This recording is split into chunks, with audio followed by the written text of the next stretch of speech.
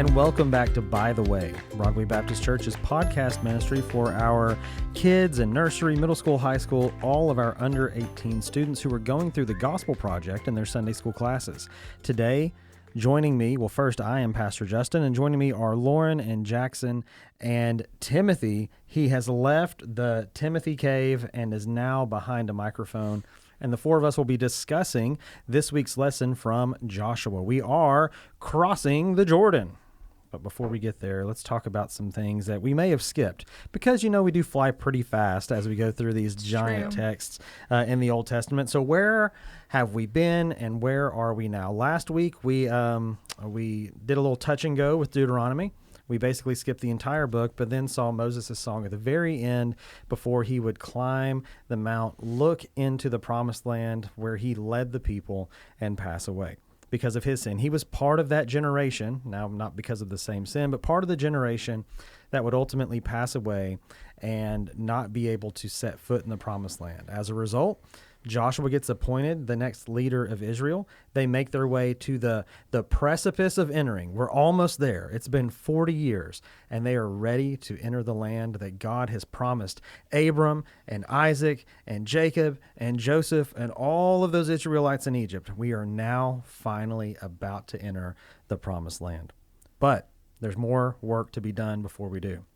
There's another set of raging waters that must be crossed. And so we'll talk about that today. We'll talk about some of the things Joshua did, like sending spies into the land. Do you think that's a good idea, Joshua?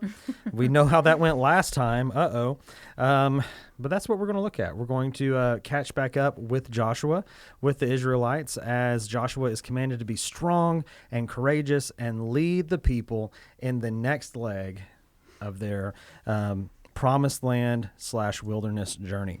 So that's where we are going to be this week in Joshua. Really 1 through 4 is what the text says, but I think all of us for the most part will be camping out in Joshua 4 as we're actually crossing the Jordan. So we won't meet Rahab in Joshua 2, but she's there. She's hanging out in Jericho, and there's going to be an initial interaction with her, and we'll get to learn how far God's fame has spread through that conversation and that dialogue. But we'll pick up with Rahab, I bet, some other time, maybe as we begin circling the walls of Jericho in later lessons. This week, though, let's focus on crossing the Jordan. We'll look at things like God's omnipresence and his special presence in the midst of Israel and his people. We'll look at things like God's provision and his miraculous power. And we'll also look at a memorial that God commands the people to create. So as we consider those things, let's go around the table and talk about how we will introduce these topics in our respective ministries. Now, Celeste is out eating New York hot dogs, big thin pieces of pizza. I don't know what a New Yorker does in Mississippi. Yelling at taxi drivers, just regular New Yorker stuff in Mississippi. But she will be teaching something. I think she actually is going to have the kids just haul rocks all day during preschool and nursery. Back and forth across the pond out there. That's right. No, they'll be talking about the Jordan and God's presence and all of those great things. But since she's not here, we won't make up any other stuff that Celeste may or may not be talking about. We'll kick it to Lauren and talk about what we're doing in the kids' ministry. Yeah, and the pre-K and kids ministries, typically their main points and themes line up pretty well. So our main point for our grade school kids is that God gave Joshua courage to lead the Israelites. And honestly, the lesson talks a lot about how when we're in scary situations or unknown situations that God can give us courage. And our main verse for this unit kind of points to that. In Psalm 24:8, it says, "Who is the King of glory? The Lord strong and mighty, the Lord mighty in battle." And so we see that this courage Joshua had, the courage that the Israelites have as they go into the promised land, it comes from God himself. It's nothing inherently that Joshua or the people have. In fact, we see that they have failed multiple times. But God is powerful and he is with them. And that's what we see in this refrain that over and over again in Deuteronomy and in Joshua. Be strong and courageous, for I am with you. So we can be courageous because the Lord is with us. So that's what we're talking about this week. That's awesome. So I have to admit, when you said Psalm 24, I checked out just briefly because I had a flashback to a song that Hudson learned as he was going through his Bible curriculum. He has a Psalm 24 song that is amazing, that we just kind of yell at one another every now and then when it pops in our minds. But that's great. So we get to see the fact that God is powerful. He is with the people. He is leading them, not because of any merit that Joshua or the Israelites bring. That is awesome. Man, I can't even read that verse without thinking, who is this King of glory? Oh, so good. Anyway, moving on. So that's the kids ministry as we talk about God's strong and present power in helping Israel cross the Jordan. One of many victories that they will see in the upcoming weeks. Jackson and Timothy, as we think about what the middle schoolers and high schoolers are going to be learning this week, what are we looking at in Joshua? Yeah, we're going to be in the same story right there at the beginning of Joshua, skipping over the interaction with Rahab and God's call of Joshua. But we are now, as some would call it, on Jordan's stormy banks. We are ready to... They should write a song about that. Yeah, they should. It's a great idea. I wonder if we have a... Maybe Stephen can work on that for us. We've got a young man who could probably do that. But yeah, we are about to cross the Jordan. Our main point for this week is it's an application-based point, as always, drawing a principle from this story, applying it to our lives as Christians in the gospel, connecting it to Christ. But remembering God's faithfulness helps us remain faithful. Breaking that down into our 2 points of one, God is with us when he calls us. That's his faithfulness. And then spiritual milestones help us remember God's faithfulness. So with the Israelites now crossing the Jordan River, God commanding them to cross the Jordan River, we're going to look at how God was with them. God was with them in the ark that was passing before them. God was with them in his omnipresence, as he always is. But that is God showing his faithfulness. When he calls us to do something, and when he called the Israelites to do something, he's with us. That's his faithfulness. And then those spiritual milestones, that may sound like a funny phrase that we're bringing up here, but we get it from the text. We're talking about Joshua and how he commands the Israelites to grab some stones and set 12 stones exactly and set up a memorial to remember how God faithfully led them across the Jordan. And so that's how remembering God's faithfulness helps us in the future to be faithful. I don't know if you have anything to add to that, Timothy. Yeah, no, that's great. I would just add that with the middle schoolers and the high schoolers, we're going to get to really dive into how we see Christ in this story, how we see Christ in the person of Joshua. He's one of my favorite types of Christ in the Old Testament. There's a lot of really clear connections that we can draw there. One, in the Hebrew language, they share the same name, which means the Lord saves, Jesus and Joshua. But then we also are going to see how Joshua leads the people of Israel, into the land of promise, into the land of blessing and rest. But then in a much greater way, we'll look at how Christ leads his people into an eternal rest, into an eternal blessing. And so there's a really neat tie into the gospel, and we'll get to dive into that as well. Yeah. Yeah, very good.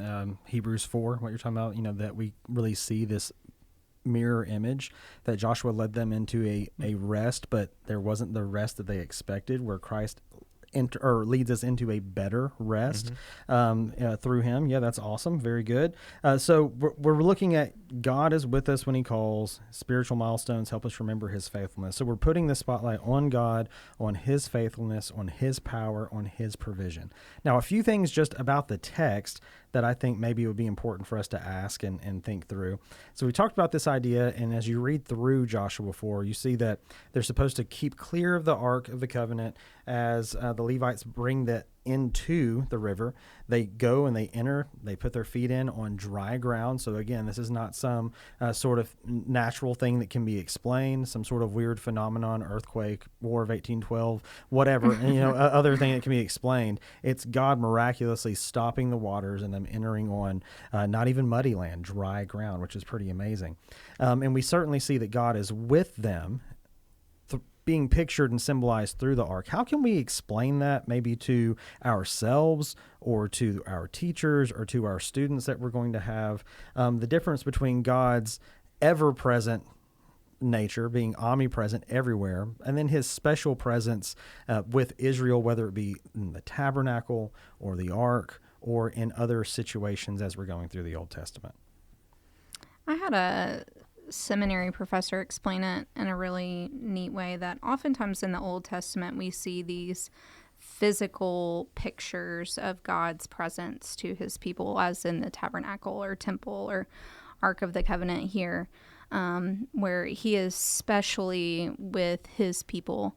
Now, moving to the New Testament, that physical presence becomes a spiritual reality of, now we are the temple of Christ and the Spirit indwells within us. And so it's not as visual as what it was in the Old Testament, but looking forward to the new heavens and new earth, then we will see the perfect unity of this physical and spiritual coming together once again. And so you just kind of have to take it in these sections of, okay, remember we're in the Old Testament here. The Holy Spirit has not come completely to his people yet. So there is a very physical presence as we see in the Ark of the Covenant. And there's going to be some crazy stuff that happens with that in the future. But yeah, I think that's helpful as we think through that. Yeah. Okay. And we can look back since the Israelites left Egypt. God has been with them. God was with them in Egypt, as we said. He's omnipresent. But as you called it, his special presence, that's just that God, Yahweh God, the creator of the universe, who's everywhere at all time, all powerful, he's always with us, but he chooses to reveal himself in special, specific, visual ways in the Old Testament. Since the Israelites left Egypt, he was leading them in this visual pillar of cloud by day, pillar of fire by night. And now as Moses has passed away, Joshua is the new leader, they are carrying the ark out before them. That is the physical revealed presence of God going before them. And God acts on their behalf in special ways when he reveals himself in that way. He acts on their behalf as a guide, as a protector. He's blazing a trail, melting the nations before the Israelites as they go. And so, yes, God is always present, everywhere, at all times. But there are specific and special ways that he chooses to reveal himself on behalf of his people. Yeah, and I think that's important to remember. One thing that the lesson pointed out, at least for middle and high, that I thought was interesting but also necessary, was that they weren't treating the Ark of the Covenant as some sort of idol. They weren't saying, this is our God, but it was symbolic of this is where God meets us, just like the tent or the tabernacle or the temple later on. This is where God meets us, and we expect his presence to come down with us. Yeah. And so there was a special need for them to stay away, to consecrate themselves, to cleanse themselves before they pass through at a special distance, not because they were saying this ark that was created with special instructions from God. They weren't saying that was God, like they had done with the golden calf earlier, but they were saying this is where God's presence is going to meet us. And we see that with the miracle that occurs, right? The fact that they crossed the Jordan. Now we have a second body of water that we've crossed, that God has stopped waters, walled it up. And if Rahab and the people in Jericho were scared the first time, then they were probably looking through their windows thinking, not again.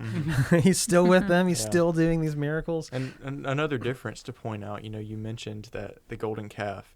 And like, how is this any different? The golden calf they set up and said, this is like the God that has led us out of Egypt. What is the difference now? We're looking at this physical thing that man has created with his own hands, and now we're saying this is what we're going to follow. The presence of the Lord is here. This is where we meet with God. The difference is this is what God has commanded. That's right. God in no way commanded the golden calf. It was the opposite of what he commanded. The ark is built, like you said, exactly to the T, like exactly as he commanded. And they are following it at however many cubits of distance between them. Was it 3,000? 3,000, 2,000, something like that. Exactly as God had commanded. And so this is where God meets with them, and this is the way that they're supposed to act, the way they're supposed to follow this is exactly according to God's command. So that's a very specific and important detail to note too. Yeah, and so I thought that was interesting. Another thing that's interesting, I don't know if sometimes I feel like I read this backwards, and then sometimes we just kind of dismiss it.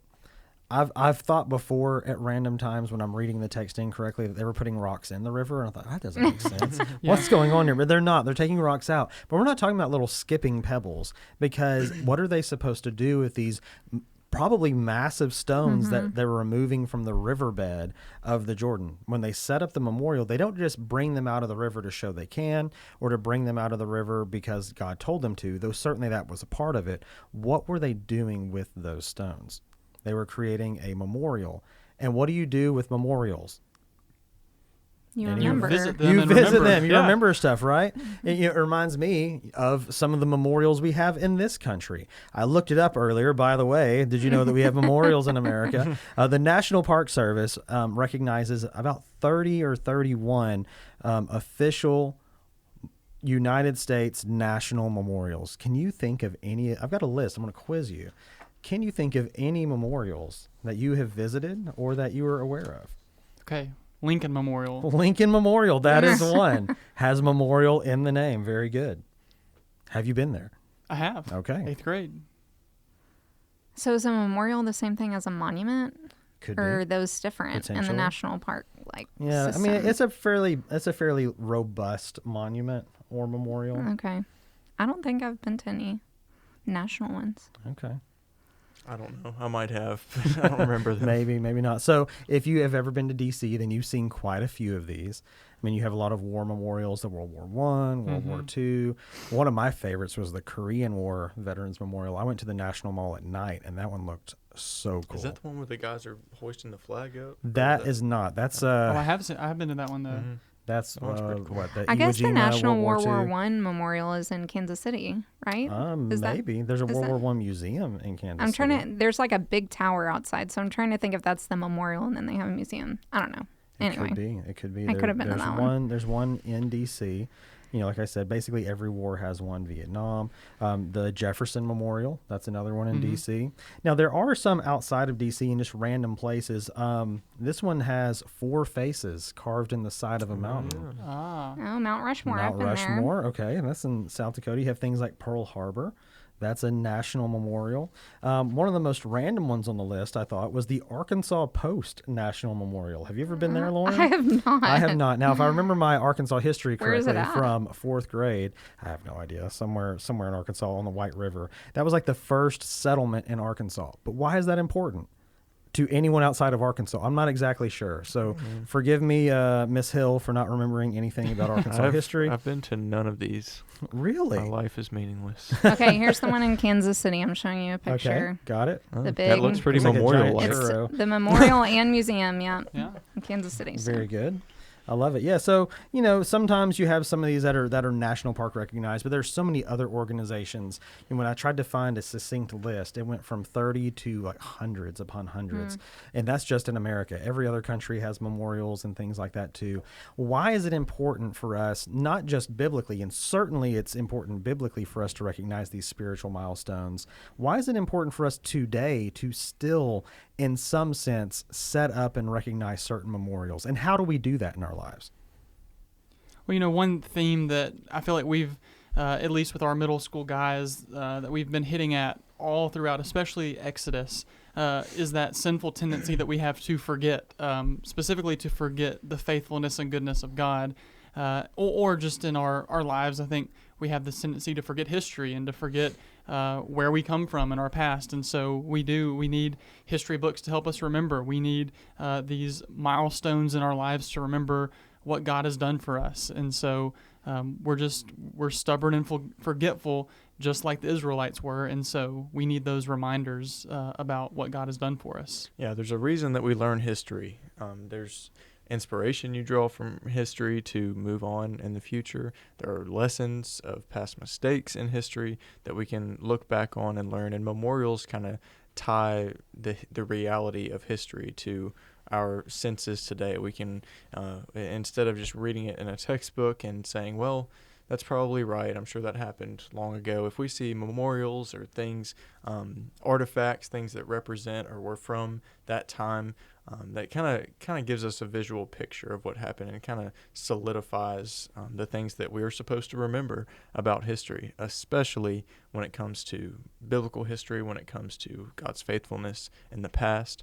And that's why it's important not just to look at the memorials, from our country's past, which is great. I mean, that's important, but to start like making a practice of that in our own lives as Christians. I'll say that I don't think they would mind me sharing this, but Kim and Larry Wright for years kept these. I think it came from this text. Kept little stones, not necessarily giant boulders that they carried, but so they could remember their kids' names. Yeah, exactly. There's 10 of them. No, they have, and I think it's still by their front door. They have a little kind of tray thing. It looks like you get from Hobby Lobby or something, but it's got all these little rocks in it, and they wrote what God did for them on this date, and then they have a verse of scripture that they tie to that helps them remember it. And so they go back all the time to those rocks and look and see, this is how God was faithful at this time in our lives. And and for us too, like if we're in a time of blessing, when we are not going through a trial or a struggle, we can look back at how this is how we got here. These are the trials, the struggles that God brought us through. Or if we are in a trial, we can look back and say, remember the goodness of God that has brought us here. That same God is still with us. So yeah, it's mildly important in U.S. history and in world history to have these monuments, but eternally important to remember the faithfulness of God through these, small little tokens in our own lives. Yeah, we do something similar. We have a jar of rocks, and each rock has a number on it, and we have a corresponding journal where we have written out next to each number how we have seen God's faithfulness or an answer to prayer or something, and we've put the date on there. And I mean, we've started that when Brady and I got married, so I guess about 8 years ago. But that's even just really something tangible we can pull out with our kids and be like, okay, y'all pick a rock, and then we'll like go and look in the journal and be like, yeah, that was the time that this happened or whatever. And so it's a sweet thing that we can, even now as our kids are super young, share with them ways that God has been faithful to our family. So yeah, I would encourage all families to think through what's some sort of way that we could memorialize God's faithfulness to our family and share that with our kids. I think that would be a great heirloom, something to pass along to generations to come. Yeah, I think that's perfect. That's very powerful, having these visual representations. Admittedly, I'll admit this and confess this to you. I have a really hard time with memorials and with celebrating things like that. I'm always in this mindset, not that it's right, of just pressing forward. Well, yeah, that was great. That happened. Next. But there's something powerful about being able to look backward, being able to share that, being able to physically touch and feel those things. And we may not even have always physical memorials, right? We think about, we celebrate certain days of the year. We should, our anniversary. We celebrate certain holidays that reminds us of Memorial the Lord's. Day. Well, yeah, Memorial Day. But we talked about this on the Footnotes podcast, just the importance of holidays and being able to celebrate like Easter. The resurrection is important all the time, but there's something special and significant about drawing attention one day a year to that event, the resurrection of Christ. Christmas, same thing, drawing that special attention to the birth of Christ. And it's okay that we draw attention to the times where God was faithful, both throughout the history of his creation, but also in our own personal lives. And we can draw upon that, again, being built upon the foundation of Scripture in order to be motivated, encouraged, and hopeful about not just what he has done in the past, but what he is doing moving forward. I feel like we talk about this book a lot just in general, whether it's this podcast or other podcasts or just around the office. But that was one of the exercises in Blackaby's Experiencing God. The questions at the end of one of the chapters, or if you go through the workbook, it's about writing down some of those spiritual milestones, not only so that you can remember and recall where God was faithful, but you can see how much he's grown you over your life. And this is ultimately what Josh was commanded to do. He doesn't just tell them to grab 12 stones to build a sweet monument and Stonehenge on Jordan's banks, but so that when they bring their kids and they say, what is that for? What does that mean? What does it represent? Then the people of Israel were supposed to remember and excitedly share the story of God's deliverance across the Jordan into this land that he had promised, that he had set aside for Israel especially. And they were supposed to share that, just as they're supposed to share and be excited to share all of the things that God has done. But this was a physical representation where kids would have naturally pointed and said, why is that there? Mm-hmm. And you were supposed to be ready to share that. And so if we can do that in our own lives, what an amazing blessing that can be.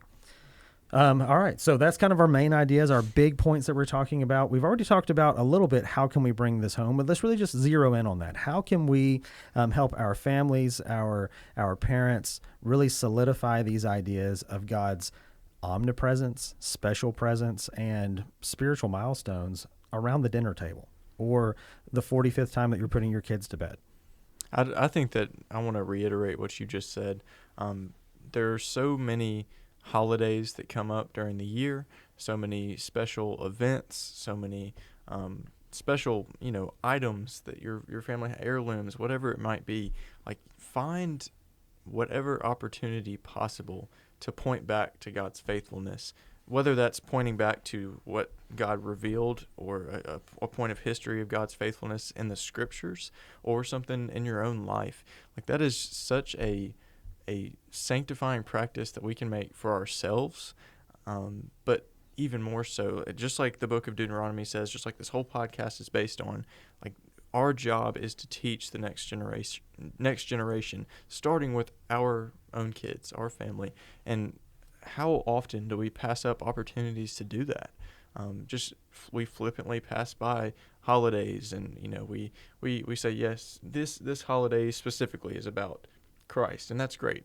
Christmas, Easter, those things, but find connections in I'm sure you could find it in every holiday, every special event that happens. Just look for little memorials, and again, be specific or be intentional about setting up certain small things like those rocks, or I'm so uncreative I can't even think of another thing to do right now. I'm sure Britton can think of that. I'll throw out one that I think is one of the most simple yet powerful ways that we can remember, and that's like just listen to great songs that are songs and hymns about God's character, about his faithfulness. A song like Great Is Thy Faithfulness, I think about On Jordan Stormy Banks. Or On Jordan Stormy Banks. Work on that for us, Stephen. A newer song by Matt Boswell, How Great Is the Greatness of God.